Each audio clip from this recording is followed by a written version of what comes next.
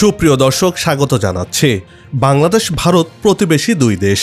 স্বাধীনতার পর থেকেই বাংলাদেশের সাথে ভারতের সুসম্পর্ক বজায় ছিল। গেল আওয়ামী লীগ সরকারের আমলে খানিকটা ভারত নির্ভর হয়ে পড়েছিল বাংলাদেশ। তবে শেখ হাসিনা সরকারের পতনের পরপরই দেশটির সাথে বাংলাদেশের সম্পর্কে টানাপোড়েন শুরু হয়। প্রথমে ভারত একতরফাভাবে বাংলাদেশিদের ভিসা সীমিত করে দেয়, পরে বাংলাদেশও ভারতীয়দের ভিসা সীমিত করেছে। বর্তমানে খানিকটা হলেও দুই দেশের মধ্যে উত্তেজনা বিরাজ করছে, আর এতে ভারতের ব্যবসায়ীরা চরম বিপাকে পড়েছেন। আর এই বিপদ কাটিয়ে উঠতে নানান ধরনের সিদ্ধান্ত নিচ্ছেন তারা। আর অন্যদিকে বাংলাদেশিরা ঝুঁকছেন ভিন্ন দেশে। বিকল্প হিসেবে বাংলাদেশিদের জন্য তৈরি হচ্ছে নতুন দেশের বাজার। বাংলাদেশিদের অভাবে ভারতীয় ব্যবসায়ীদের কী ধরনের ক্ষতি হচ্ছে, কেনই বা তারা বাংলাদেশের পক্ষে কথা বলছেন, এসবের আদ্যপান্ত নিয়ে সাজিয়েছি এবারের পর্বটি। বিস্তারিত জানতে পুরো ভিডিওটি দেখুন। দর্শক, চলুন চলে যাই মূল ভিডিওতে।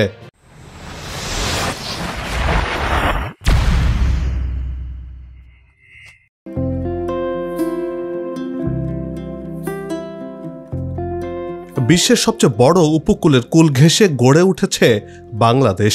চিরসবুজ বাংলাদেশ আমাদের প্রিয় মাতৃভূমি। ভৌগোলিক দিক থেকে এই দেশটি অত্যন্ত গুরুত্বপূর্ণ। ভাটির এই দেশটির 3 দিক থেকে ভারতের অবস্থান। দেশটির সাথে বাংলাদেশের 4156 কিলোমিটার লম্বা আন্তর্জাতিক সীমানা রয়েছে। বাকি একদিকে মিয়ানমারের সাথে বাংলাদেশের সীমানা।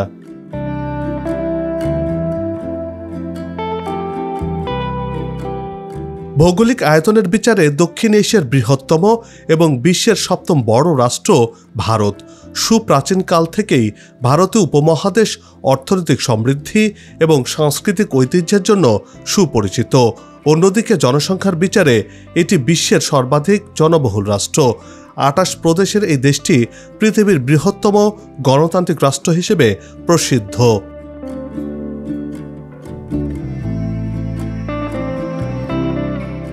বাংলাদেশের প্রতিবেশী দেশ ভারত, আর তাই বাংলাদেশের সাথে ভারত থেকে পণ্য আমদানিও হয় বেশি, বিশেষ করে নিত্যপণ্য। আবার বাংলাদেশের উন্নয়নে ভারতের বিনিয়োগও নেহাত কম নয়। গেল আওয়ামী লীগ সরকারের আমলে খানিকটা ভারত নির্ভর হয়ে পড়েছিল বাংলাদেশ। তবে শেখ হাসিনা সরকারের পতনের পর নানা পরিবর্তনের মতো এখানেও কিছুটা ভিন্নতা দেখা যাচ্ছে। বাংলাদেশ ও ভারতের ঐতিহাসিক বন্ধুত্বপূর্ণ সম্পর্ক কার্যত ভেঙে পড়ার অবস্থায় পৌঁছেছে বর্তমানে। গেল কয়েক মাসের ঘটনা প্রবাহই বলে দেয় যে হিমশীতল অবস্থা থেকে চরম তিক্ত অবস্থার দিকে যাচ্ছে প্রতিবেশী দেশ দুটির সম্পর্ক।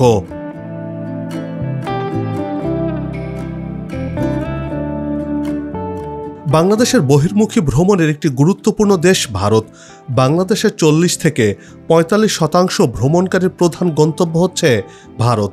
ভারতে বিদেশি পর্যটকদের শীর্ষে বরাবরই উঠে আসে বাংলাদেশের নাম।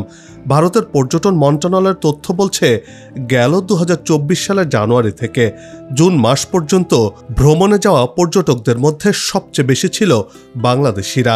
এতে দেখা গেছে গত 6 মাসে প্রায় 47,80,000 পর্যটক ভারত ভ্রমণ করেছেন। ভারত ভ্রমণ পর্যটকদের শীর্ষে রয়েছে বাংলাদেশ, যুক্তরাষ্ট্র, যুক্তরাজ্য, কানাডা, অস্ট্রেলিয়ার মতো দেশ।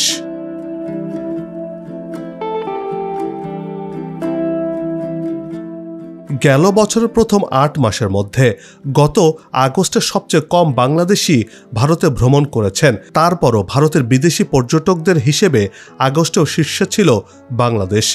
গেল 6 ডিসেম্বর ভারতের পর্যটন মন্ত্রণালয়ের নতুন তথ্য বলছে, 99,000-এর বেশি বাংলাদেশি আগস্টে ভারত ভ্রমণ করেছেন, যা গত জুলাইয়ের চেয়ে প্রায় 58,000 কম। 2024 সালের প্রথম 8 মাসের মধ্যে গেল জুন মাসে 2 লাখের বেশি বাংলাদেশি পর্যটক ভারত গেছেন, যা সংখ্যায় সবচেয়ে বেশি।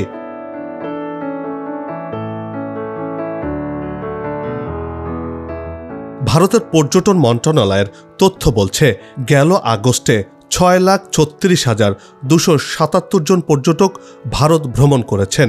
এ সংখ্যা 2023 সালের আগস্টের তুলনায় 4.2% কম এবং করোনা পূর্ববর্তী সময় অর্থাৎ 2019 সালের আগস্টের তুলনায় 20.5% কম। আর গত জানুয়ারি থেকে আগস্ট পর্যন্ত পর্যটকের সংখ্যা ছিল 61,90,761 জন। এ সংখ্যা গত বছরের একই সময়ের তুলনায় 3.7% বেশি, তবে তা 2019 সালের একই সময়ের তুলনায় 10.5% কম।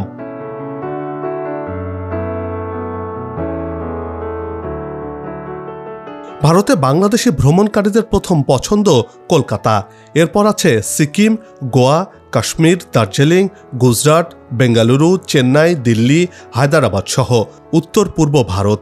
এর মধ্যে বেশিরভাগই ভ্রমণ করেন চিকিৎসার জন্য। চিকিৎসা সেবা নিতে ভারতে 80% মানুষ ভারত ভ্রমণ করে থাকেন, যা সংখ্যার হিসেবে প্রতি বছর 3 লাখের বেশি হয়। আর 15% মানুষ যান কেনাকাটা করতে, বাকি 5% অবকাশ যাপনের জন্য ভারত ভ্রমণ করে থাকেন।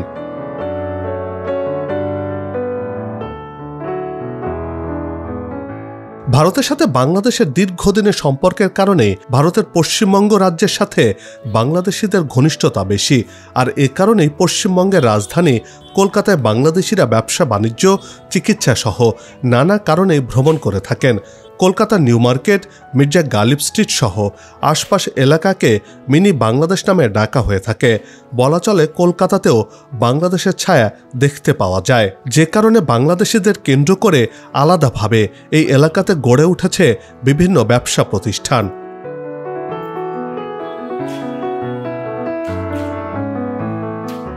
পাঁচ মাস আগেও কলকাতার নিউ মার্কেট, মার্কুস স্ট্রিট বা মুকুন্দপুর অঞ্চলের বেসরকারি হাসপাতালগুলোতে বাংলাদেশিদের ভিড় লেগেই থাকত। গেল বছরের 5 আগস্টের রাজনৈতিক পট পরিবর্তনের পর বড় রকমের টানাপোড়েন শুরু হয়েছে ঢাকা দিল্লি সম্পর্কে। জরুরি চিকিৎসা ছাড়া বাংলাদেশিদের জন্য পর্যটন ভিসা বন্ধ রেখেছে ভারত।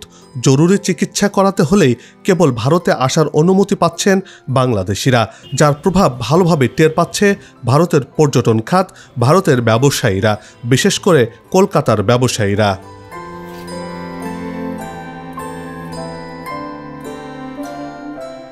ডিসেম্বর থেকে ফেব্রুয়ারি এই 3 মাস পর্যটনের সময়। সেই সময় দু দেশের অচল অবস্থা চিন্তার ভাঁজ ফেলেছে কলকাতার ব্যবসায়ীদের কপালে। বাংলাদেশি পর্যটকদের অভাবে ধুঁকছে পুরো কলকাতা নিউ মার্কেট চত্বর। বাংলাদেশিদের কলকাতা যাওয়া ব্যাপক হারে কমে গেছে এই সময়ে, ফলে নিউ মার্কেট চত্বরের ব্যবসায় ধস নেমেছে। কলকাতার মিনি বাংলাদেশ হিসেবে পরিচিতি পাওয়া এলাকার সব হোটেল, মুদ্রা বিনিময়, খুচরা দোকানের ব্যবসা, ট্রাভেল এজেন্সি, রেলের টিকিট, বিমানের টিকিট বুকিং এজেন্সিগুলোকে বড় ধরনের লোকসান গুনতে হচ্ছে।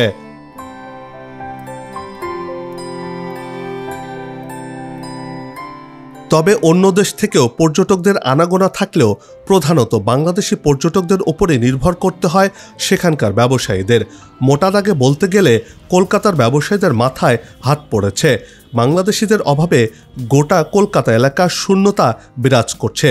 বলা চলে মরুভূমিতে পরিণত হয়েছে কলকাতা এলাকা।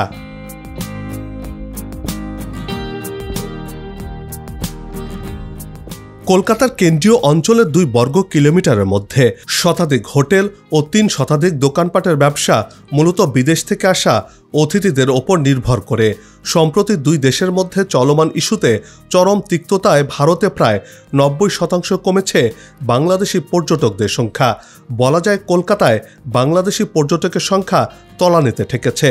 আর এতে করেই চরম বিপদে পড়েছেন কলকাতা সহ ভারতীয় পর্যটন ব্যবসায়ীরা। এক কথায় বলতে গেলে ভারতের পর্যটন ব্যবসায় মাথায় হাত পড়েছে। ভিসা বিধিনিষেধের কারণে এখন প্রতি মাসে ভারত 100 কোটি টাকা হারাচ্ছে, অর্থাৎ লোকসান দিচ্ছে।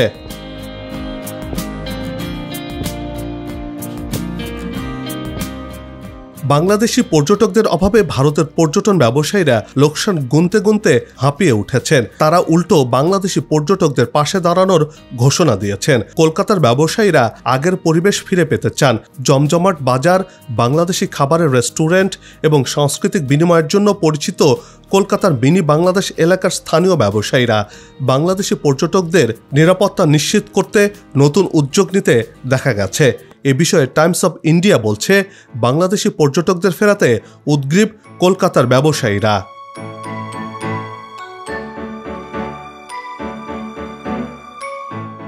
সামাজিক যোগাযোগ মাধ্যম এবং ব্যক্তিগত প্রচেষ্টার মাধ্যমে বাংলাদেশি পর্যটকদের ভারতে নিরাপত্তা সংক্রান্ত প্রতিশ্রুতির বার্তা জানানোর কথা জানিয়েছেন কলকাতার স্থানীয় ব্যবসায়ীরা। তারা বলছেন, বাংলাদেশি পর্যটকদের জানানো হবে যে তাদের নিরাপত্তা ভারত সরকার, পশ্চিমবঙ্গ প্রশাসন এবং স্থানীয় ব্যবসায়ী সম্প্রদায়ের সর্বোচ্চ অগ্রাধিকার দেওয়া হবে। এ বিষয়ে কূটনীতিকেরা বলছেন, ভারতের ক্ষমতাসীন মোদী প্রশাসনের এই ভিসা বিধিনিষেধেই খোদ ভারতীয় ব্যবসায়ীরাই এখন চরম বিপদে পড়েছেন।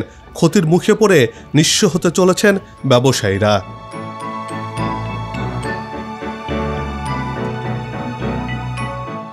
এদিকে বাংলাদেশ ভারত দ্বন্দ্বের জেরে চিকিৎসা ও পর্যটনের জন্য বাংলাদেশিরা ভারত ছেড়ে অন্য দেশমুখী হচ্ছেন।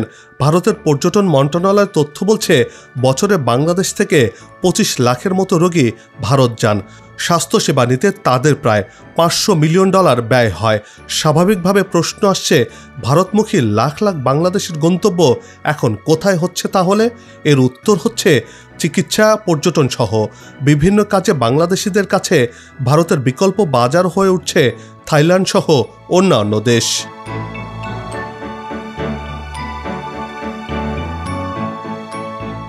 বাংলাদেশ ও ভারতের কূটনৈতিক উত্তেজনার পারদ চড়তে থাকায় মানুষ এখন ব্যাংকককে বিকল্প হিসেবে ভাবছেন। বাংলাদেশিদের জন্য ভিসা ইস্যু সীমিত করেছে প্রতিবেশী দেশ ভারত। ফলে বাংলাদেশি রোগীরা উন্নত চিকিৎসার জন্য ভারতের বিকল্প হিসেবে থাইল্যান্ডের দিকে ঝুঁকছেন। থাইল্যান্ডের হাসপাতালের কর্মীদের আন্তরিকতা ও সহজ ভিসা আবেদন প্রক্রিয়ার কারণে বাংলাদেশ থেকে পূর্ব এশিয়ার দেশটিতে চিকিৎসা নিতে ইচ্ছুকদের সংখ্যা বাড়ছে। সমীক্ষায় দেখা গেছে, বাংলাদেশি রোগীদের থাইল্যান্ডের চিকিৎসা সেবা নিতে ইতিবাচক ধারণা জন্মেছে। তাই রোগীরা চিকিৎসা সেবার জন্য থাইল্যান্ডকে বেছে নিচ্ছেন। অনেকে আবার মালয়েশিয়াতেও যাচ্ছেন ঘুরতে, নানা কাজে, শপিং করতে।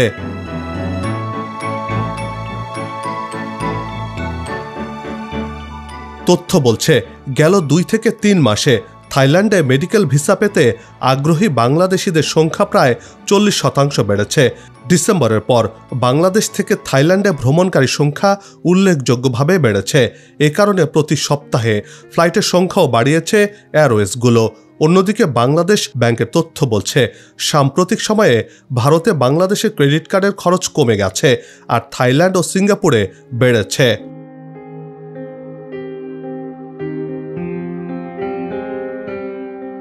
খাত সংশ্লিষ্টরা বলছেন, হাসিনার পতনের পর আঞ্চলিক রাজনীতির ধাক্কা লেগেছে অর্থনীতিতেও। ভারত নানা অজুহাত দেখিয়ে বাংলাদেশিদের পর্যটন ভিসা দিচ্ছে না। গুরুতর রোগী ছাড়া অন্যদের আটকে দিচ্ছে মেডিকেল ভিসায়। দেশটির অনেক প্রতিষ্ঠান ও চিকিৎসক ঘোষণা দিয়েছেন ঢাকা থেকে আগতদের চিকিৎসা না দেয়ার। ফলে বাংলাদেশিরা থাইল্যান্ডে যাচ্ছেন। আবার থাকা খাওয়া সহ আনুষঙ্গিক খরচও দিল্লির কাছাকাছি হওয়ায় বেড়েছে ব্যাংকক যাওয়ার প্রবণতা। বলা চলে, ভারতকে বয়কট করে ভিন্ন গন্তব্যে ছুটছেন বাংলাদেশিরা।